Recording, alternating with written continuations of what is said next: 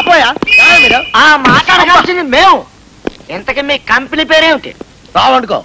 ఓహో, మగాళ్ళ పేరు పెడితే వెరైటీగా ఉంటుందని పెట్టినట్టుంది. లేడీస్ ఎంతమంది ఉన్నారు? సుందరతో కలిపి 5. సుందర్ అంటే కొత్త ఫిగరా?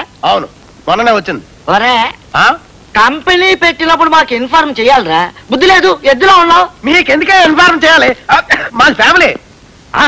ఫ్యామిలీయా? అవును. ఆ టైప్ లో పెట్టినా కూడా మాకు చెప్పాల్సిందే. ఏమిటాయి మీ గొడవ? అమ్మా, ఈయన ఎక్కడో చూసినట్టుగా లేదు. ఎక్కడో ఏంటి బాసు? మొన్న మేళ్ళద్ది కావాలని సావిత్రి ఇంటికి వస్తే పోలీస్ స్టేషన్ లాక్కొచ్చి శతకపాదేని చూడు. ఆడలో ఒకటిగా తీడు. ఎవరా? ఒరే, ఈయన చూడరా. ఆ రోజు ఈయన గుంపులో ఈ కొత్తగాడు కూడా ఉన్నాడు కదా.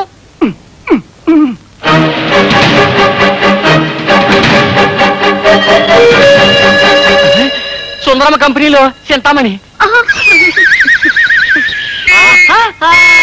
చింతామణి కూడా ఇక్కడే ఉన్నాడంటే నాకు అర్థమైపోయింది కంపెనీ అని.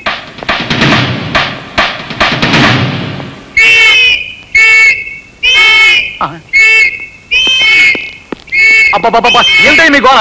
ఏం కావాలి మీకు? మొదట్లో అయితే 1000 రూపాయలతో సరిపోను. లేట్ చేశారు కాబట్టి పెనాల్టీతో 1500. 1500? గణపతిరావు గారు వస్తున్నారు. నువ్వు అర్జెంట్ గా సాయిబాబు దగ్గరికి వెళ్ళి 1500 పట్టరా. ఓకే. పోలీసు వాళ్ళకి ఇవ్వడానికి కొంచెం క్యాష్ కావాలి, జేబులో తీసుకుంటున్నాం. సారీ. ఇది టౌన్ కదండి, సెక్యూరిటీ ప్రాబ్లము.